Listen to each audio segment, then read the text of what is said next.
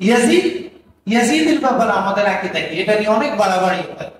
কেউ ইয়াজিদ রহমতুল্লাহ আলাইহি বলে, আবার কেউ ইয়াজিদকে কাফের বলে। দুটোটা বাড়াবাড়ি, একটাও করা যাবে। ইয়াজিদের বলে রহমতুল্লাহ আলাইহি বলা জায়েজ নাই, কেউ বলে নাই। আপনি বলেন কেন? এত টান কেন আপনার? এটা বেয়াদবি না? আপনার বাবাকে যে মারে, আপনি কি তার নাম খুব সম্মানের সাথে নিলেন?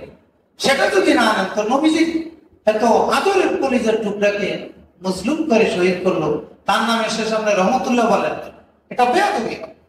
শুধু জুলুম না, বেয়াদবি হবে। এই জন্য ইয়াজিদের পরে যেমন রহমতুল্লাহ বলা যায় না, ইয়াজিদকে আবার কাফেরও বলা যায়। আহলে সুন্নাত ওয়াল জামাত মাঝামাঝি। আহলে সুন্নাত ওয়াল জামাত এমন একটা মাযহাব, এমন একটা মতাদর্শ যেটা ইসলামকে পুরো নিউট্রাল একবারে মিডলে রেখে দেয়। এটা হলো আহলে সুন্নাত ওয়াল জামাত। এই জন্য আহলে সুন্নাত ওয়াল জামাতের আকীদা কি?